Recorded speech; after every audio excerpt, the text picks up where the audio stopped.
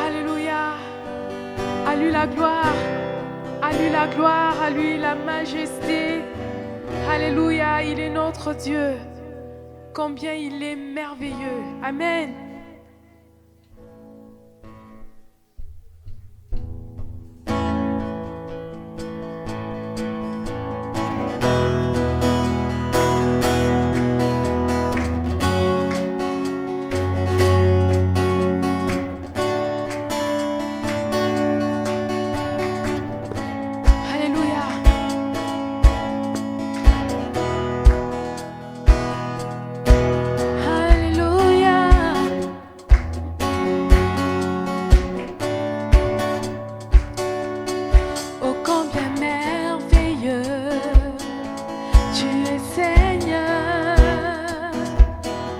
C'est ta parole et ton amour, oh combien glorieux tu es Seigneur, c'est ta puissance, c'est ta croix, tu m'as sauvé, tu m'as sauvé.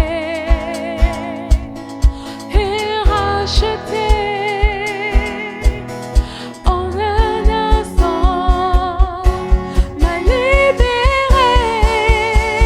À toi la gloire, à toi la gloire, gloire.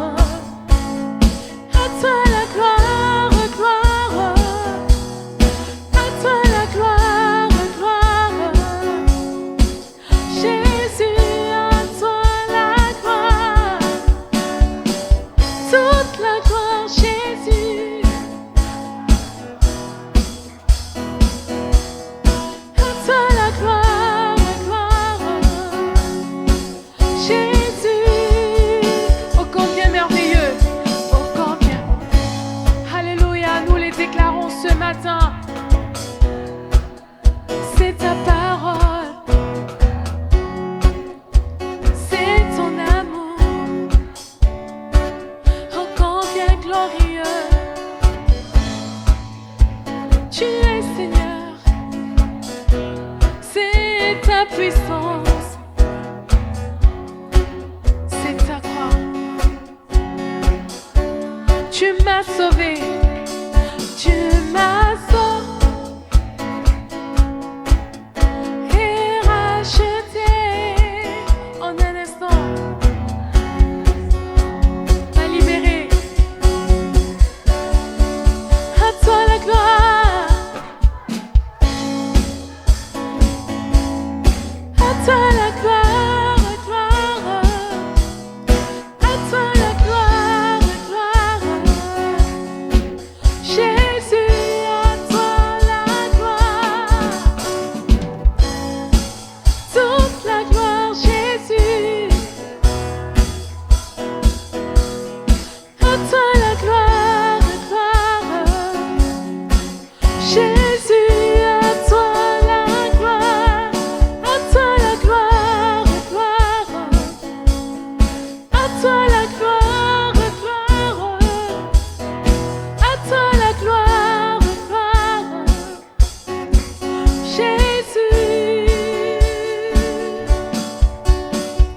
Couronné d'épines, tu deviens mon roi pour toujours. Couronné d'épines, tu deviens mon roi pour toujours. Couronné d'épines, tu deviens mon roi pour toujours. Couronné d'épines, tu deviens mon roi pour toujours. À toi la gloire, gloire. À toi la gloire, gloire. À toi la gloire, gloire. Jésus, à toi la gloire.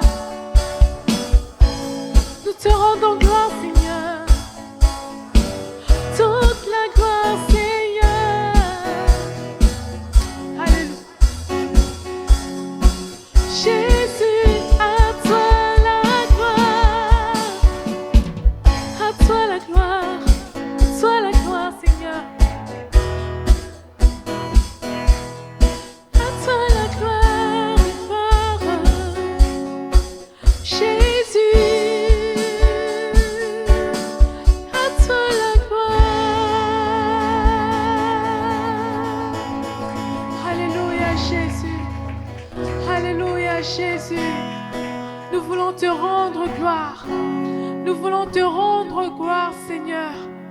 À toi la gloire. Tu fais tellement des merveilles dans nos vies, Seigneur. Alléluia, Jésus. Tu mérites la louange, Seigneur. Tu mérites la gloire, Jésus. Et l'honneur, Seigneur. Nous élevons nos mains, Seigneur, pour te bénir. Nous élevons nos mains, Seigneur. Alléluia, Jésus. Alléluia, Jésus. Alléluia, Jésus.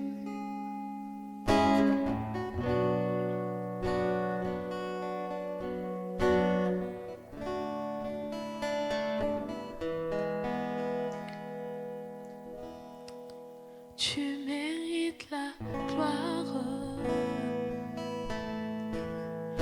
et tout honneur. J'élève mes mains pour t'adorer et je bénis ton saint nom. Tu mérites la gloire et tout honneur. J'élève mes mains pour t'adorer et je bénis ton saint nom, car tu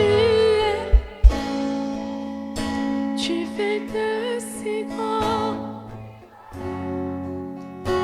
Il n'y a pas de Dieu comme toi.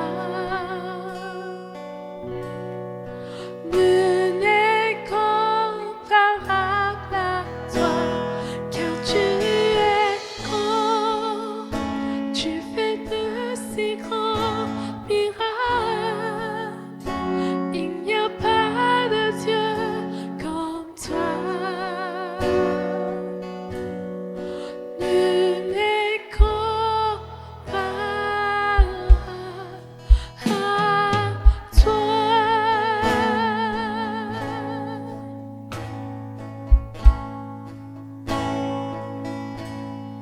Tu mérites la gloire et tout l'honneur.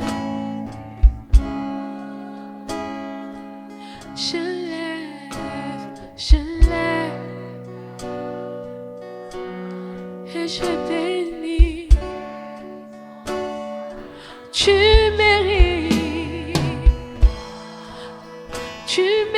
l'honneur. Seigneur, nous élevons nos mains. Alléluia.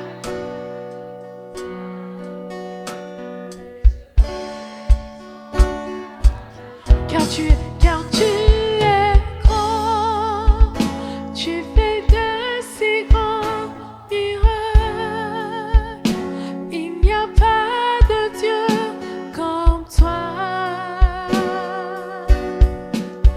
Nul n'est comparable à toi, car tu es grand. Tu fais de si grands miracles. Il n'y a pas de Dieu comme toi. Nul n'est comparable à toi. Alléluia, car tu es grand, Seigneur. Tu es grand, Seigneur. Tu es grand, Seigneur. Tu es grand, Seigneur. Nous t'adorons. Tu fais des miracles. Tu fais des miracles. Tu fais des merveilles. Tu es grand, Seigneur. Nous t'adorons. Nous t'adorons, Seigneur. Reçois nos louanges. Ah, nous élevons nos mains en adoration pour exalter ton saint nom, car tu es grand. Tu fais de si grands.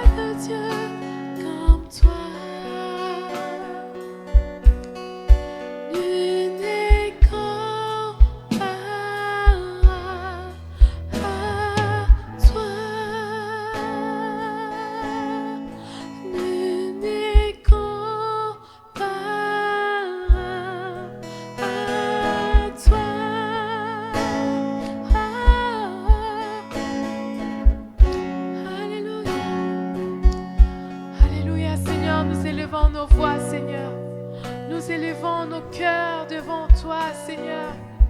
Nous déposons, Seigneur, alléluia, à tes pieds, Seigneur, nos vies, Seigneur.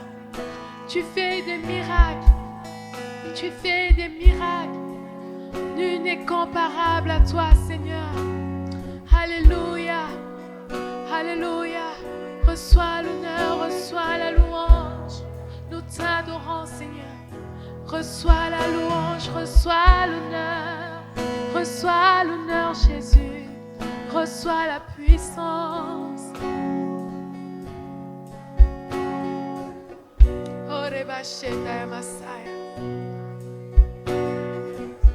Nous continuons, Seigneur, à déverser nos cœurs à tes pieds, Seigneur. Nous continuons, Seigneur, à te louer, à t'élever, Seigneur. Parce que tu es celui qui nous a sauvés de la mort. Tu es celui qui nous a rachetés, Seigneur. Père, par le prix de ta vie, Seigneur. Seigneur, loin où nous étions, Seigneur, loin de la vie de Dieu, loin de l'espérance. Mais tu as vu, Seigneur, notre malheur. Tu es venu à nous et tu nous as donné la vie. Tu nous as donné la joie.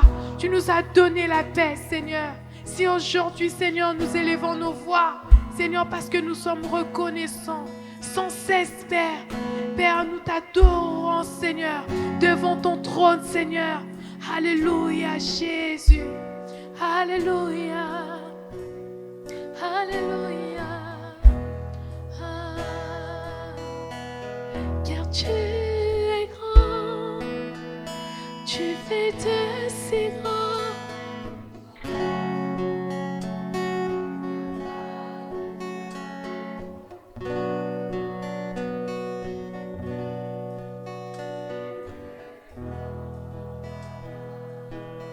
Que les voix, tu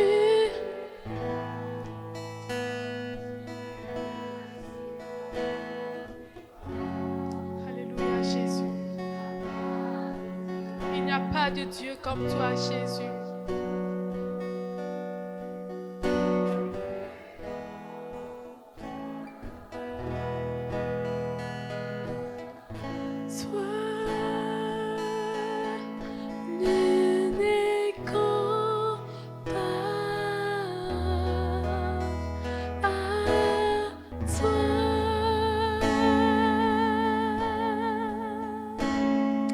Alléluia, Jésus.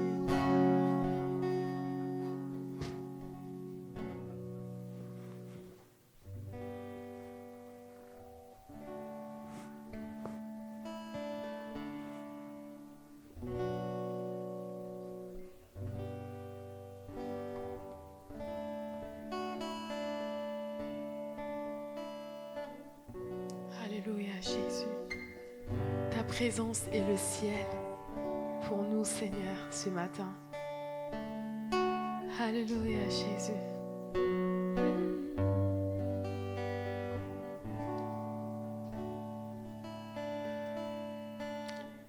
Qui sur terre est comme toi, Seigneur? Amour, beauté, infinie valeur. Ici rien ne peut me satisfaire. Jésus, ton amour me désaltère. Ta présence est le ciel pour moi.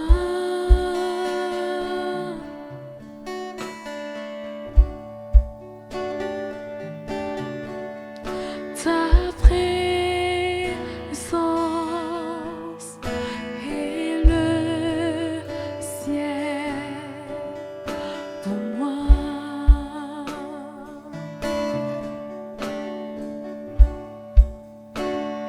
Trésor de mon âme et de mon cœur, Dans mes faiblesses, tu es ma vigueur. Rédempteur de mes erreurs passées, tu tiens ma vie et mes lendemains. Ta présence, ta présence est le ciel pour moi.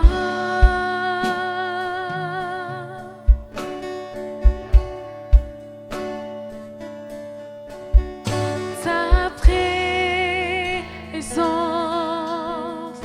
est le ciel pour moi.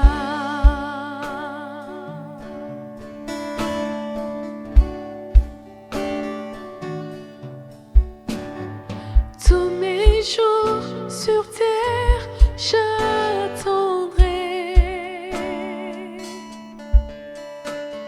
ce beau jour, je ferai ta face. Rien dans ce monde n'étanche ma soif. Jésus, ton amour me désaltère. Ta présence, ta présence est le ciel pour moi. Ta présence, ta présence est le ciel pour moi. Ta présence est le ciel pour nous. Alléluia, Jésus. Ta présence est le ciel pour moi. Jésus, ta présence est le ciel pour moi. Oh Jésus,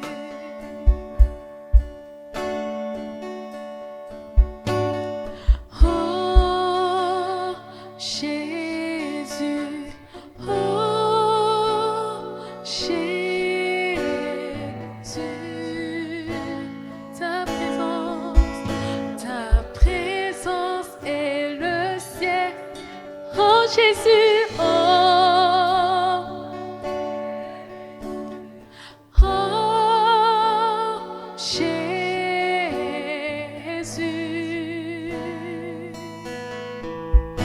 ta présence est le ciel. Oh Jésus, comme une prière. Alléluia, sa présence est le ciel pour nous. Oh, ta présence est le... Oh Jésus, oh Jésus,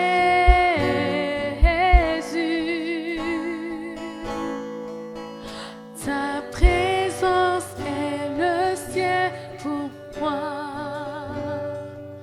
Alléluia. Est-ce qu'on peut lever nos voix comme une prière? Tu dis, Seigneur, ta présence est le ciel. Je ne vais pas être ailleurs, je vais être dans ta présence. Alléluia. Comme David a crié, a dit, Seigneur, un jour dans tes parvis vaut mieux que 1000 ailleurs. Un jour dans ta présence, Seigneur, vaut mieux que 1000 ailleurs. Dans ta présence, Seigneur, je suis renouvelée. Dans ta présence, Seigneur, mon Dieu, mes écailles tombent. Dans ta présence, Seigneur, mon Dieu, mon roi, je suis fortifiée. Dans ta présence, Seigneur, tu me remplis. Dans ta présence, Seigneur, mon Dieu, mon roi, je vois clair. Alléluia. Je vois mes lendemains dans ta présence être assurés. Alléluia. Dans ta présence, je suis rassurée. Alléluia, Jésus. Alléluia. Mon plus grand désir, Seigneur, c'est de m'approcher de toi. Alléluia. J'écouterai ce que dit Dieu, dit ce chant, ta bienveillance, ton amour. Un chant magnifique, nous voulons le vivre. Amen.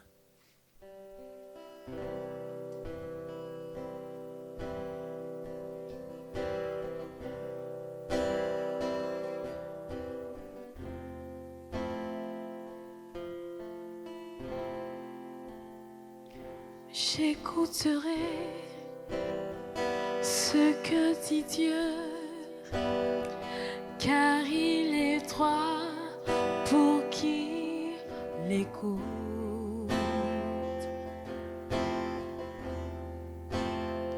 Sa paix divine et sur tous ceux qui vont à lui quand vient le doute.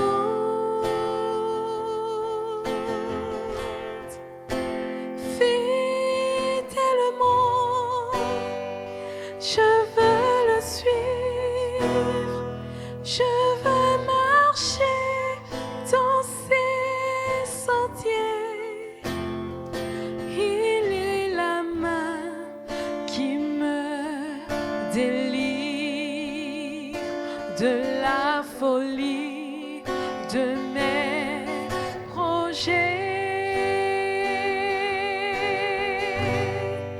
Ta bienveillance, ô Éternel, vaut mieux que tout ce que j'ai vu. Ma délivrance est sous ton aile, sur le rocher de ton salut. Ta bienveillance, ô Éternel, vaut mieux que tout ce que j'ai vu. Ma délivrance est sous ton aile, sur le rocher de ton salut.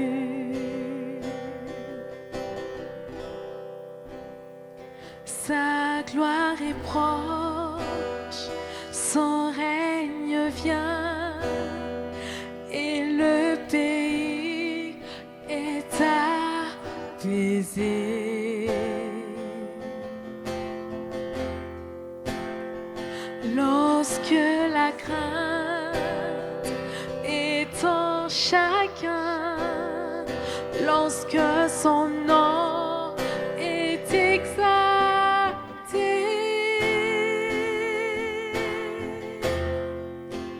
marchons en paix, suivons son pas, en justice et en vérité, recevons tout ce qui voudra, ce que sa main veut nous donner.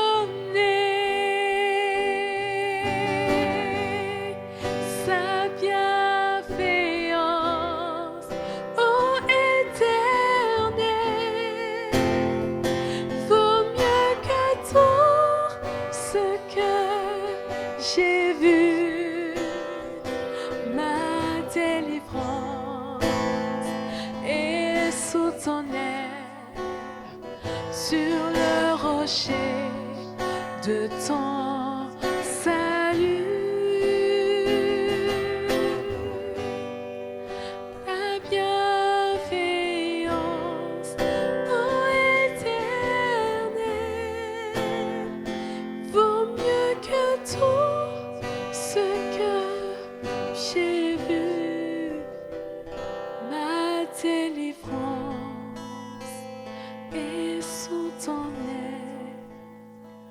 sur le rocher de ton salut.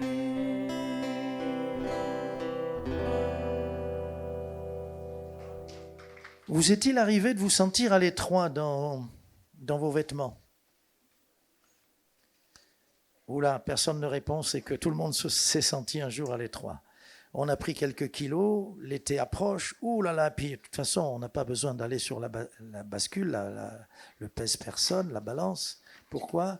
Parce que parfois, il nous arrive de nous sentir à l'étroit. Non? On a pris du poids, on est à l'étroit dans les vêtements pour différentes raisons. Il en est de même, hélas, dans la vie tout court, et comme dans la vie spirituelle. On a une vie étriquée, une vie réduite, alors que nous, en tout cas enfants de Dieu, nous sommes faits pour avoir une vie pleine, une vie aux dimensions de l'éternité, pour être à l'aise dans la vie chrétienne. Pour être à l'aise. Je n'ai pas dit pour avoir une vie facile, pas du tout, mais pour être heureux et être à l'aise. Jésus nous a parlé que sa joie nous accompagnerait tous les jours et qu'il serait là avec nous. Et donc, il y a un décalage. Alors, cette vie aux dimensions de l'éternité, lisons ensemble dans Jean au chapitre 10, la fin du verset 10. Jésus parle de l'ennemi qui veut vraiment nous faire du mal. Mais dans Jean au chapitre 10, il parle de le but de sa venue. Il dit « Je suis venu afin que les brebis aient la vie et qu'elle l'ait en abondance. » Je suis venu afin que les brebis aient la vie. Et la vie qu'il nous propose, c'est une vie avec des dimensions d'éternité, c'est-à-dire une vie pleine, totale, qui n'a pas de limite. Il n'y a pas de limite dans le Seigneur. Et quand il parle de son ciel de gloire, quand il parle de l'éternité, il veut dire par là qu'il n'y a pas de limite. Mais quelqu'un me dira pourtant, moi j'ai peur de m'engager avec le Seigneur, j'ai peur d'aller plus loin, comme on l'a entendu tout à l'heure. J'ai peur de donner ma vie au Seigneur et d'obéir au Seigneur. Pourquoi? Parce que Jésus parle, et je vous cite Matthieu 7, 14. « Étroite est la porte, resserrez le chemin qui mène à la vie, et il y en a peu qui les trouvent. Étroite est la porte, resserrez le chemin. » Oui, Jésus dit que les moyens pour avoir cette vie de plénitude, les moyens, la porte est petite, le chemin est étroit, mais ça débouche sur une vie aux dimensions de l'éternité. Vous entendez? Les moyens, c'est vrai. Quelqu'un dira, mais alors, c'est trop dur. Non, c'est comme quelqu'un qui fait des études pour avoir une situation. C'est comme quelqu'un qui s'entraîne très dur pour avoir la médaille pour les Jeux Olympiques. C'est comme quelqu'un qui travaille, qui a une discipline, l'obéissance, les règles. Bien, ces tremplins que sont ces moyens étroits, la porte étroite, le chemin étroit, sont comme des ressorts. Un tremplin, c'est un petit carré, je tombe dessus et ça me propulse plus loin, plus haut, plus fort, plus vite. Bien-aimé, il faut penser à ça. C'est que les moyens de Dieu sont des moyens qui nous amènent vers les hauteurs, vers une vie pleine, une vie avec le Seigneur Jésus. Alors, je voudrais voir quelques exemples. Je ne sais pas si je vais tous les traiter, parce que je ne voudrais pas être trop long, mais il y a quelques exemples dans la Bible où ils n'ont pas compris que le Seigneur leur demandait plus ample, plus grand, plus haut. Ils ont eu peur, ils ont manqué de foi, ils ont manqué d'engagement, etc., etc. Le premier exemple, c'est Lot. J'ai choisi Lot. Allons dans la Genèse, au chapitre 19, versets 17 à 22. Les anges sont venus chercher Lot pour le sauver. Mais comme ils ont du mal, presque, on a l'impression que presque ils sont en train de le tirer ou de le pousser, qu'importe. Mais, hé, Lot, tu as une visitation très particulière des anges quand même. Tu devrais, je ne sais pas moi, les écouter, obéir, courir. Surtout que le Seigneur veut lui donner quelque chose de large, d'ample. Alors voici, Genèse 19, versets 17 à 22. Après les avoir fait sortir, l'un d'eux dit à Lot, « Sauve-toi pour ta vie, ne regarde pas derrière toi et ne t'arrête pas dans toute la plaine. Sauve-toi vers la montagne. » Voilà le conseil, sauve-toi vers la montagne. de peur que tu ne périsses. C'est pour lui offrir la vie. Verset 18, Lot leur dit, « Oh non, Seigneur, voici, j'ai trouvé grâce à tes yeux, et tu as montré la grandeur de ta miséricorde à mon égard, en me conservant la vie, mais je ne puis me sauver à la montagne. » Ah bon, tiens donc. Avant que le désastre m'atteigne, et je périrai. Voici cette ville, c'est la ville de Tsoar. Voici cette ville est assez proche pour que je m'y réfugie, et elle est petite. Oh, que je puisse m'y sauver. N'est-elle pas petite, et que mon âme vive? Et il lui dit, voici l'ange, je t'accorde encore cette grâce, et je ne détruirai pas la ville dont tu parles.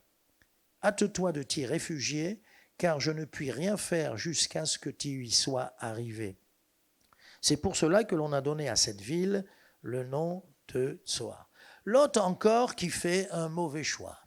On avait parlé de son premier choix, quand il avait choisi la plaine verdoyante, quel mauvais choix. Mais là, il fait encore un mauvais choix, Lot. Il se trompe, il prend ses désirs pour la pensée de Dieu. Il fait encore un mauvais choix. Il va choisir quelque chose de petit. La petite Tsoar. L'argument, c'est « Oh, vous allez détruire la vallée, vous allez détruire Sodome et Gomorrhe. J'aurai pas le temps d'aller jusqu'à la montagne. » Alors là, quand même, l'ange dit, tant que tu n'es pas épargné, tant que tu n'es pas en endroit sûr, je n'interviens pas, je ne frappe pas. Ça veut dire que tu avais tout le temps d'arriver à la montagne. Vous me suivez? Il avait tout le temps. L'autre dit, non, tant que tu n'es pas entré dans ton refuge. Mais le refuge que Dieu a prévu pour lui, c'est la montagne. Il va choisir Tsoar, il est fou. Et je parle à quelqu'un. Quelqu'un qui est sur le point de faire un choix. Il va choisir Tsoar. Insensé. Lot, c'est pas vrai tes arguments, ils sont tout faux. Mais l'ange te laisse faire. Dieu nous laisse faire. Lot, tu as tout le temps, il te dit de te presser, mais tu as tout le temps d'atteindre la montagne, puisque Dieu veut que tu ailles te réfugier à la montagne. Alors peut-être qu'il ne veut pas rester avec le vieil Abraham sur la montagne. Peut-être que, oui, c'est son tonton, et il veut, comme la petite chèvre de M. Seguin, il veut quelque chose de nouveau. D'accord. Choisis petit. La montagne est austère, mais elle est dans le plan de Dieu. La montagne est quelque chose de peut-être qui est repoussant, parce que c'est une vie difficile. Ah, mais il y a tous les trésors de Dieu sur la montagne de Dieu. Il choisit Tsoar, qui signifie petit. Ne choisis pas petit, bien-aimé. Non. Et va te réfugier sur la montagne. Et en passant, puisque Dieu a parlé de salut par plusieurs ce matin, en passant, j'aimerais dire ceci. C'est qu'il y a une montagne que Dieu a rendue célèbre. Une colline, une butte. Golgotha, où Jésus est mort. Et là, nous avons tous les trésors, la sagesse de Dieu, l'amour de Dieu, le pardon de Dieu infini. Et celui qui a connu cette montagne, c'est-à-dire celui qui a connu le crucifié, l'œuvre de Jésus pour lui-même, celui-là a une vie aux dimensions éternelles. Tu vis bien quand Jésus a pardonné tous tes péchés. Tu vis bien quand tu connais ce Dieu qui est mort à Golgotha. Tu vis bien dans la présence du Seigneur. Alors Lot, je lui dirais, en Dieu, tu as un grand refuge, ne choisis pas petit. Bon, Dieu va épargner cette ville. Il va l'épargner, mais elle était destinée à être rayée de la carte. Tu vois ce que le Seigneur fait pour toi. Comme a dit quelqu'un, il y a le plan B quand même. Il y a le plan B. Bon. Prenons une leçon de cette erreur de Lot. Deuxièmement, j'ai choisi Moïse. Moïse, Dieu l'appelle. Et comme on l'a entendu tout à l'heure, le projet de Dieu est trop grand pour Moïse. Ça va le dépasser. Mais il a peur quand même. Nous avons besoin de vaincre nos peurs. Amen. Ce à quoi Dieu nous appelle, et je suis heureux d'être à Fila parce que Dieu appelle cette assemblée, on l'entend maintenant de plus en plus fréquemment. Il nous appelle à aller plus loin, à aller plus haut, il nous appelle à quelque chose de très spécial. Mais encore faut-il entrer dans ce à quoi Dieu nous appelle. Et là, pour Moïse, le titre, ça serait, mon deuxième point, Moïse ne regarde pas tes limites. Moïse, ne regarde pas tes handicaps. Et c'est vrai que le projet de Dieu sera toujours plus grand que le nôtre, tant mieux. Parce que si j'ai des rêves que je peux moi-même accomplir, c'est pas le rêve de Dieu, ça. C'est pas le rêve de Dieu. Le rêve de Dieu est impossible à accomplir. Alléluia! Combien de fois on m'a dit, quand on devait démarrer une œuvre, on m'a dit, mais c'est pas possible. Mais je sais que c'est pas possible. Et puis, où on aura l'argent pour acheter le local, le bâtiment? Mais on ne peut pas, il n'y en a pas. Il n'y en a pas. C'est impossible. Qu'est-ce qui se passe? Quelle est sa réaction à Moïse? Moïse va limiter Dieu. Que dis-je, va limiter? Il va même dire à Dieu, va en chercher un autre. Waouh! Va en chercher un autre. Quand Dieu t'appelle, il ne faut surtout pas faire ça.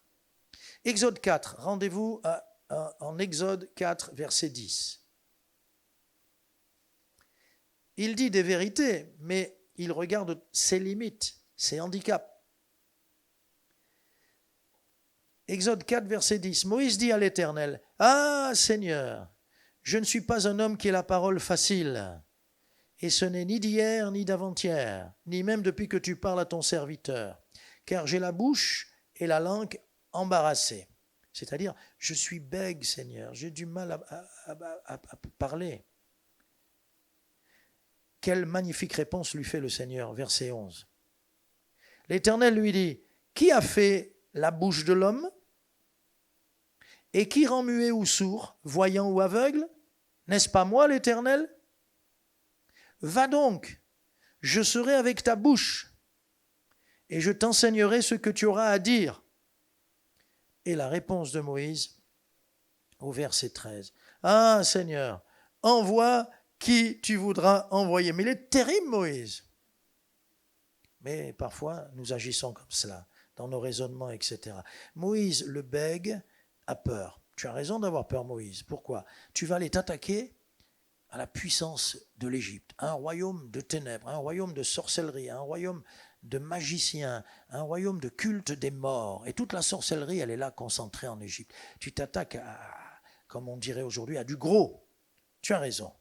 Mais tu oublies les expériences que tu as faites dans le Sinaï, le Tout-Puissant, qui s'est manifesté, sa gloire. Tu oublies que les tables de la loi sur lesquelles il a écrit les 10 commandements, il a dû les refaire une deuxième fois. Tu les avais brisées, tu as dû remonter sur la montagne, à nouveau jeûner, chercher sa face, et il te les a inscrites, il te les a données une deuxième fois. Tu oublies qu'il est ce Dieu qui s'est révélé à toi dans la puissance et le grondement du tonnerre, dans l'éclair et tout le bruit qu'il provoquait dans les cieux et sur la terre pour se révéler à toi. Tu oublies que dans le murmure doux et léger, l'Éternel s'est révélé à toi, Moïse. Tu oublies que c'est lui qui t'envoie et qu'il te fera parler. Il le dit bien, le Seigneur. C'est moi qui rend muet ou sourd, et c'est moi qui te ferai parler. Je serai... Quelle promesse? Je serai avec ta bouche. Voyez la promesse? Il aurait pu lui dire, je serai avec toi. Moïse, Moïse. Mais si Dieu t'a rendu muet ou tu as du mal à parler, c'est parce qu'il veut que tu vois que ce que tu vas faire, ça va être vraiment de lui. Ce sera un grand miracle. Tu ne peux pas parler, tu ne sais pas t'adresser. Et là, il va te saisir. Et puisqu'il t'envoie, il te donnera les moyens de parler à Pharaon et de parler de la part de l'Éternel. Voyez? Souvent, il va chercher quelqu'un qui a des impossibilités, des handicaps, qui dit je ne peux pas. Et c'est vrai, pour faire les choses qu'il ne peut pas faire. Ça, c'est le miracle du Seigneur. Alors, Moïse voit ses limites et surtout, Moïse dit, tu vas en chercher un autre. Ah, le Seigneur ne peut pas forcer. Il ne peut pas te forcer à faire sa volonté. Et donc, il prendra son frère Aaron. Il lui dit, toi, tu lui diras ce qu'il faut dire et lui, il parlera à ta place. Tu seras comme Dieu et lui, il sera ton porte-parole. Et c'est la première fois, à l'Élysée, je sais qu'il y a un porte-parole et dans les gouvernements, il y a un porte-parole, mais pour la première fois, à cause de Moïse, il y a eu un porte-parole. Moïse n'en avait pas besoin. C'est lui qui a été appelé. Mais bon, voilà. Ne regardons pas nos limites. Il y a un deuxième exemple concernant les limites, c'est avec Gédéon. Et là, donc, c'est mon troisième point. Gédéon au chapitre 6 des Juges, Gédéon va aussi commettre une même erreur. Non, Moïse, comme Lot, ne choisissez pas petit. Non, Moïse, non, Gédéon, tu as une vie aux dimensions de l'éternité. Juge 6, verset 12 d'abord. L'ange de l'Éternel vient le voir. Normalement, si un ange vient vous visiter cette nuit, il vient vous rassurer, vous parler, il vient vous donner un ordre de route, un programme. Normalement, le lendemain matin, quand vous vous levez, vous êtes en pleine forme. Vous êtes prêt à manger un lion. 10 lions qui viendront sur votre route. Malgré la présence de l'ange, il a peur. Il a peur. Nous lisons, verset 12. L'ange de l'Éternel lui apparut et lui dit, « L'Éternel est avec toi, vaillant héros. » Ça suffit à nous mettre sur le chemin, non? Un peu plus loin, verset 14. L'Éternel se tourna vers lui et dit, « Va avec cette force que tu as et délivre Israël de la main de Madian. N'est-ce pas moi qui t'envoie ?» Gédéon lui dit, « Ah, mon Seigneur, avec quoi délivrerai-je Israël? Voici, ma famille est la plus pauvre en Manassé et je suis le plus petit dans la maison de mon père. » Gédéon déprime. Gédéon réalise qu'il est le plus petit. Oui, mais écoutez, le Seigneur n'a-t-il pas dit, c'est moi qui t'envoie?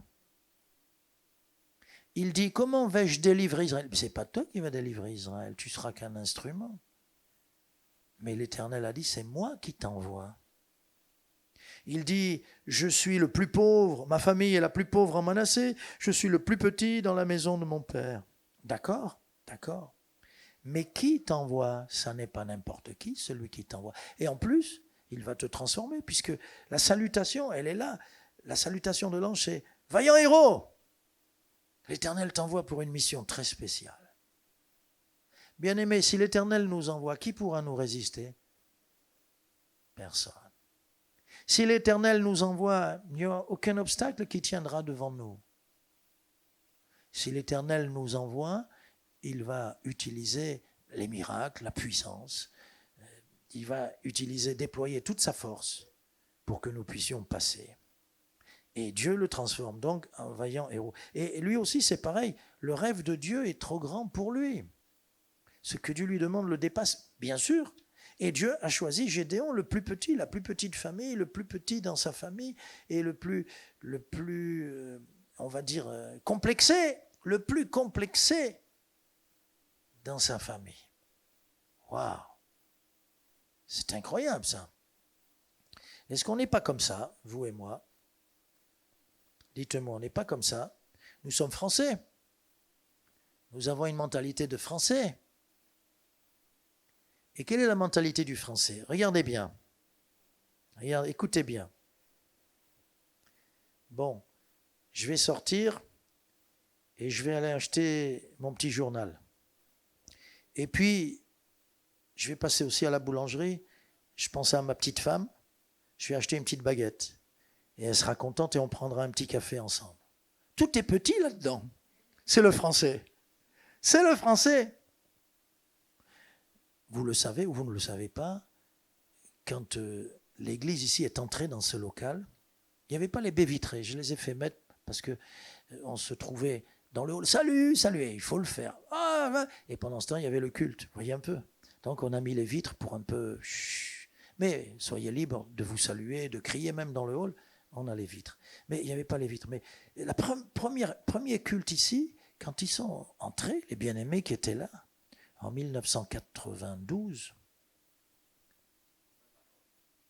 92, novembre 92, ils sont entrés en novembre 92. Qu'est-ce qui s'est passé? De 89 à 92, l'église a été pendant toutes ces années sans bâtiment. On ne leur a pas donné un lieu complémentaire. L'endroit qui les abritait, sur le haut, là, le cinéma, a été rasé. Mais ils étaient un peu perdus. Je ne raconterai pas toute l'histoire. Mais en entrant ici, quelqu'un a dit, en voyant pour la première fois le local, « Ah, folie des grandeurs !» J'aurais été là, je dis, Toi, tu vois vraiment petit. Hein. Toi, c'est même pas de Tsoar. Hein. Toi, c'est même pas je suis le plus petit que... Vous trouvez que ce local est trop grand? Vous trouvez que c'est la folie des grandeurs? Merci Seigneur pour ce local. Merci parce qu'il a été et il sera encore un lieu de grande bénédiction. Mais nous avons une mentalité de petit, de miséréré. Et bien encore un autre homme, rapidement. Je voudrais peut-être en voir deux encore. Un autre homme, c'est le roi Joas. Le roi Joas.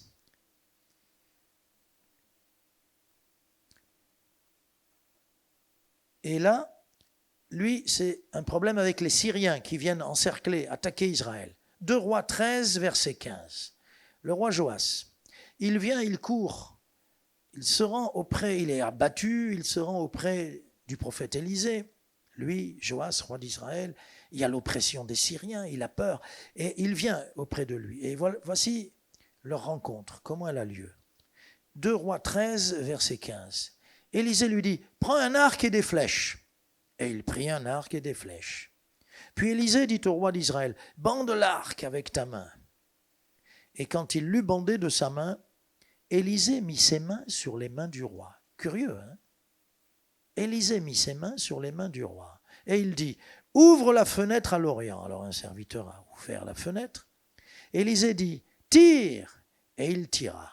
Élisée dit, c'est une flèche de délivrance de la part de l'Éternel, une flèche de délivrance contre les Syriens. Tu battras les Syriens à Aphek jusqu'à leur extermination. Mais voici la suite qui est très importante. Élisée dit encore, prends les flèches, et il les prit. Élisée dit au roi d'Israël, frappe contre terre. Et il frappa 3 fois et s'arrêta. L'homme de Dieu s'irrita contre lui et dit, il fallait frapper 5 ou 6 fois. Alors tu aurais battu les Syriens jusqu'à leur extermination. Maintenant, tu les battras 3 fois. Le problème de Joas, c'est qu'il n'a pas tiré toutes ses flèches. Et on pourrait appeler ça un manque de foi, une foi entière. Dieu veut que nous appliquions une foi totale, une foi entière, bien-aimés. Et là, il ne l'a pas fait. La première flèche qu'il lance, c'est la part de Dieu, une flèche de délivrance. Dieu fait sa part. J'ai préparé pour toi la délivrance. Mais ensuite, c'est comme le salut que Dieu nous propose. Comme le salut.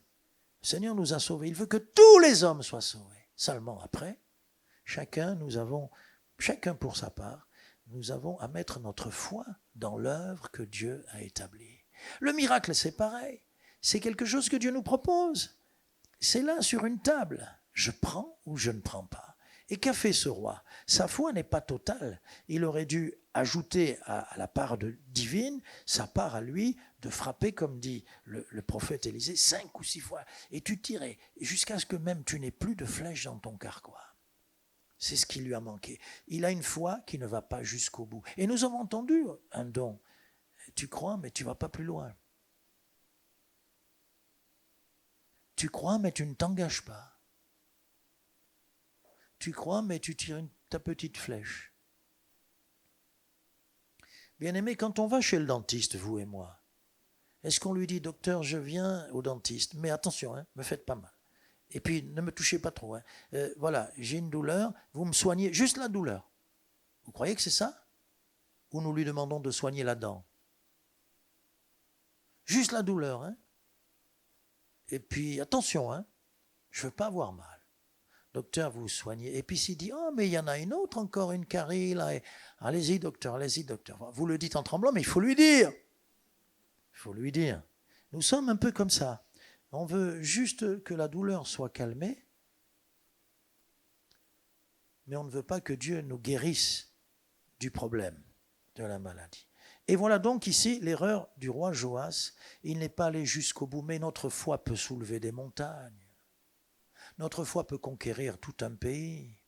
Notre foi peut remporter une victoire sur tout un royaume. Notre foi peut fermer la gueule des lions, alléluia. Notre foi peut faire peur au Covid. Amen. Et puis un dernier exemple.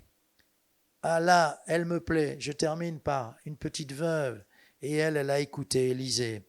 Et elle a fait ce qu'il fallait. Et elle a vu de grands miracles dans sa vie. Et pour elle,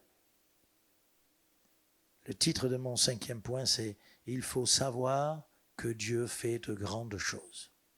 Il faut savoir que Dieu est le Dieu des miracles. Il faut savoir que Dieu s'appelle le Tout-Puissant. Il faut savoir qu'à Dieu, rien ne résiste. Alors nous allons dans 2 Rois au chapitre 4. On est en pleine famine, on est en pleine période difficile. Tout le pays traverse une sécheresse et une famine depuis ça va durer 3 ans et demi, je ne sais pas à quel moment ça se passe. 2 Rois, chapitre 4, verset 1er. 2 Rois 4, 1. Une femme d'entre les femmes des fils des prophètes cria à Élisée en disant « Ton serviteur, mon mari, est mort, et tu sais que ton serviteur craignait l'Éternel. Or, le créancier est venu pour prendre mes 2 enfants et en faire ses esclaves. » Pourquoi ? Parce qu'elle n'avait pas de quoi payer. Élisée lui dit, « Que puis-je faire pour toi ?» Vous entendez le Seigneur me dire, « Que puis-je faire pour toi ?» Alors là, si Dieu me dit ça, je ne vais pas demander qu'il m'enlève juste la douleur. Je vais voir grand, très grand. « Que puis-je faire pour toi ? Dis-moi, qu'as-tu à la maison ?» Elle aussi, c'est petit ce qu'elle a. Et alors ? Elle répondit, « Ta servante n'a rien du tout à la maison, qu'un vase d'huile. » Ces petits flacons, sûrement qui servent à, on va dire, à la beauté des dames. Petits flacons de crème, de pommade, voilà. Petits flacons, et dans lequel elle a pu mettre de l'huile. Parce que l'huile est rare, il n'y en a plus, c'est la famine. Et il dit, « Va demander au dehors des vases chez tous tes voisins. » Et il ajoute des vases vides. Vous imaginez un petit flacon et des vases vides. Qu'est-ce qu'on peut faire avec un petit flacon et des vases vides ? Si peu d'huile et des vases vides. Va demander des vases vides à tous tes voisins. Et là, c'est très fort. N'en demande pas un petit nombre. Amen. N'en demande pas un petit nombre. Vois grand. Ramène le maximum de vases. Elle a fait ça avec ses enfants, ils sont sortis, sont allés frapper à toutes les portes des maisons dans le village et elle a ramené un maximum de vases vides. Un petit flacon. Des vases vides qui sont là. Peut-être que le gamin dit, « Mais maman, tu es sûre que tu as bien dormi cette nuit ? Mais maman, chut, tais-toi, on obéit au Seigneur. Il est le Dieu des miracles. » Vous savez ce qu'elle va faire ? Ils vont bien s'organiser, bien tout ranger. Attention, il ne faut pas renverser un seul vase. Le prophète lui avait dit, « Tu verseras. » Et tant qu'elle versait, l'huile coulait. Comment ? Ce petit flacon vient de remplir un grand vase d'1 litre. Puis là, c'est un vase encore plus grand, rempli. Puis rempli. Puis alors, tout était aligné. C'était incroyable. Le vase se multiplie. L'huile se multiplie dans le vase. Et elle a cru et elle a mis en pratique. Et le Seigneur avait dit par la voix de son serviteur, « Et quand ça sera rempli, tu en auras tellement. Tu iras vendre cette huile précieuse. » Oh, l'huile devait être très, très, très, très chère. C'est la famine. Il n'y a plus d'huile. Les oliviers ont séché. Et il n'y a plus d'huile. Avec l'huile, on fait à manger. Il faut un peu de farine et un peu d'huile. Et là, elle va voir le miracle du Tout-Puissant. Amen. On doit préparer les vases vides comme on prépare des berceaux. Je connais un couple qui avait prié, ne pouvait pas avoir d'enfant. Et puis, ils ont vraiment cherché la présence de Dieu. Quand on est dans la présence de Dieu, on fait sa volonté. On la connaît en tout cas. Et on fait sa volonté. Et ils ont dit, « Seigneur, merci, on sait, on ne demande plus. » C'est ça la foi, on ne demande plus. Mais leur foi est allée plus loin. « Seigneur, on va même préparer la chambre. » Et ils ont préparé la chambre. Ils ont préparé le berceau. Et tout le monde disait,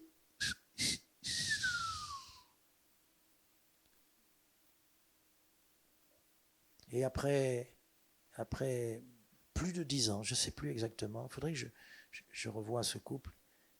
Le Seigneur leur a donné un petit bébé. Alléluia. Y a-t-il quelque chose qui soit impossible à Dieu? Un tout petit peu d'huile, c'est rien du tout.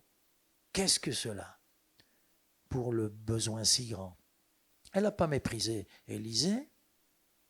Elle a écouté et va chercher des vases vides. Un peu d'huile, petit flacon. Des vases vides, qu'est-ce qu'on peut faire avec ça? Rien. Mais Dieu, lui, peut tout faire. Et même de rien, il peut créer quelque chose. Alléluia. Alors, vivons la vie chrétienne à 100%, bien-aimés. Avec plus de foi, on entre dans l'année avec plus de foi, plus d'assurance. Pourquoi? Parce que je pense à Gédéon. Gédéon, quand il a commencé à dire « je suis petit, ma famille est la plus petite, ma famille est la plus pauvre, plus exactement, je suis le plus petit », tout ça. D'accord. Ce qu'il a fait, c'est qu'en réalité, il s'est mesuré lui-même. Mais on ne te demande pas de te mesurer. Le petit flacon, il est tout petit. Il y a très peu d'huile dedans. On ne te demande pas de mesurer les moyens. Les moyens, ce sont des vases vides. Il n'y a rien du tout dedans. C'est des vases tout moches. Bon, mais as-tu pris les dimensions du Dieu qui te demande de lui faire confiance? As-tu pris les dimensions de celui qui va travailler avec toi? Nous devons entrer dans l'année qui s'ouvre avec une toute petite foi, si l'on veut, mais dans un grand Dieu. Amen. Alléluia. Et là, donc, en conclusion, avant de donner une anecdote sur Michel-Ange, en conclusion, nous devons vivre une vie aux dimensions de l'éternité. Alléluia. Regarde si dans ta vie, tu n'es pas en train de vivre, je ne sais pas moi, le mur des lamentations, mais non, une vie plus large, une vie de joie, une vie qui ne finit pas, qui ne finira jamais. Alléluia. Nous avons tout pleinement en Jésus-Christ. Je rappelle, en Dieu nous avons un grand refuge. Ne va pas à Tsoar, ne t'en va pas à Tsoar. Reste sur la montagne de Dieu, comme le tonton Abraham. Ne regarde pas tes limites. Moïse dit, je suis bête, je peux pas. Seigneur, je sais que je ne peux pas parler, mais tu vas faire un drôle de miracle. Hein? Ben oui, je t'envoie et le Seigneur le dit bien comme ça. Hein? Je serai avec ta bouche. Troisièmement, nous avons vu Gédéon. Gédéon, il a considéré ses dimensions à lui et il s'est limité. Les là, c'est je ne peux pas et je ne pourrai pas. Quatrièmement, Joas n'a pas tiré assez de flèches. Tu vas tirer beaucoup de flèches parce que tu veux une foi complète, entière. Et puis, on vient de le voir, la petite veuve a écouté Élisée. Elle s'est attendue au miracle. Est-ce que tu t'attends à ta guérison? Elle s'est attendue à voir la gloire de Dieu. Elle a préparé les vases comme on prépare des berceaux parce que Dieu va faire le miracle. Alors ma conclusion, elle est toute simple. Elle est dans la biographie, enfin je ne sais pas si on le dit ça dans la biographie de Michel-Ange, mais vous savez que Michel-Ange à Florence avait créé une école de peinture. C'était pas seulement un artiste extraordinaire, un sculpteur aussi extraordinaire, mais il avait voulu créer créer une succession en formant des disciples. Et donc, il avait une école de peintres, ses élèves étaient là. Et des fois, il passait, il regardait et il donnait des conseils. Et cette fois-là, il avait un de ses élèves qui avait fait un magnifique tableau. Mais alors, magnifique. Mais vous allez comprendre. Vous voyez ce que je veux dire? Vous le voyez de loin? Et lui, quand il voit son tableau, il prend un pinceau. Waouh, il lui a tout saccagé. Hein?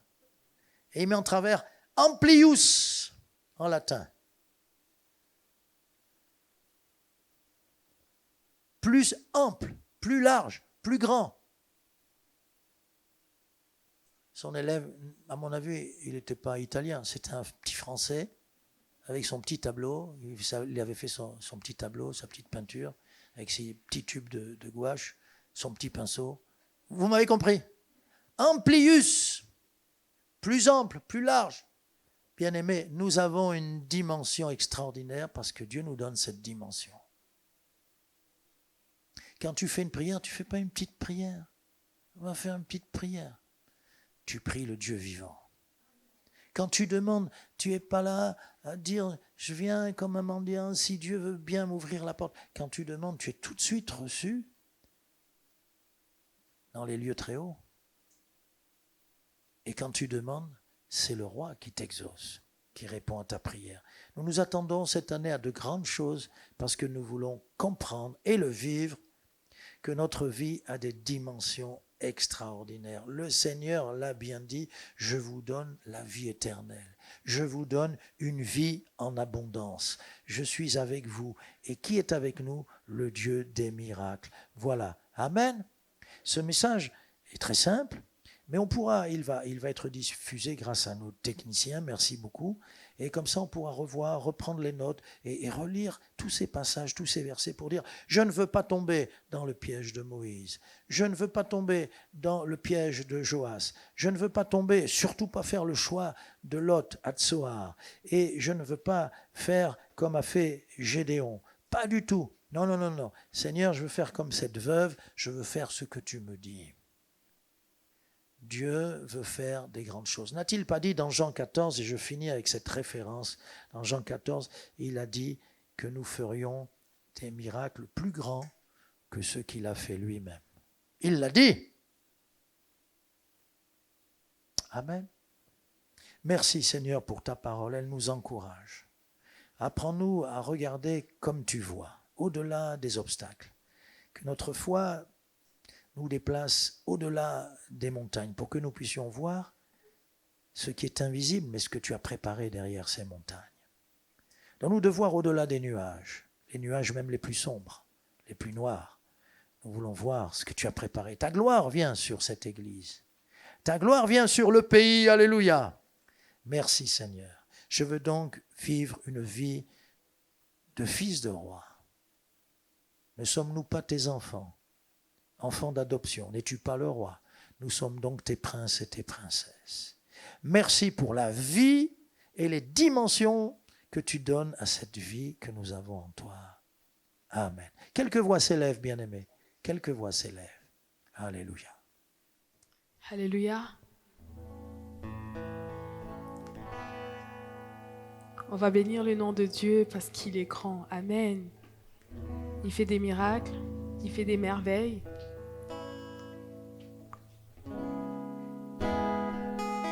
Seigneur, nous voulons te dire combien tu es précieux pour nous.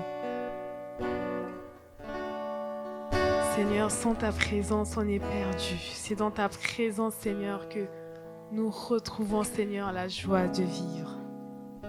Alléluia, Seigneur. Alléluia. Reçois l'honneur.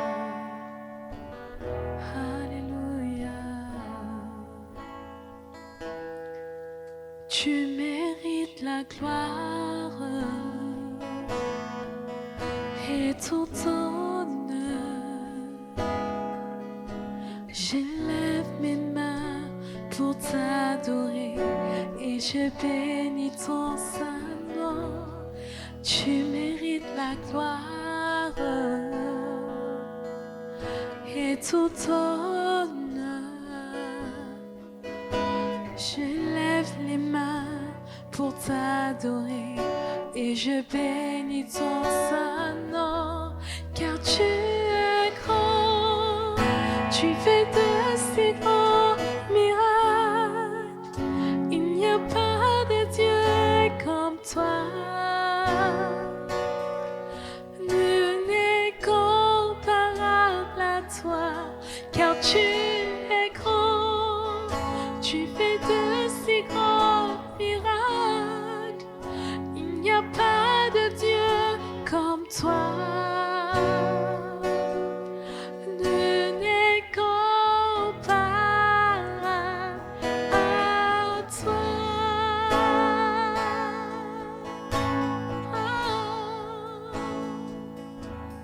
Tu mérites la gloire et tout l'honneur. Je lève mes mains pour t'adorer et je bénis. Tu mérites et l'honneur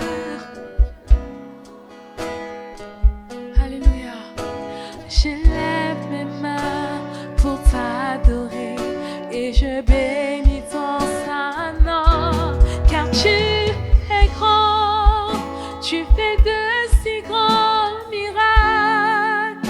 Il n'y a pas de Dieu comme toi. Nul n'est comparable à toi, car tu es grand, tu fais de si grands miracles.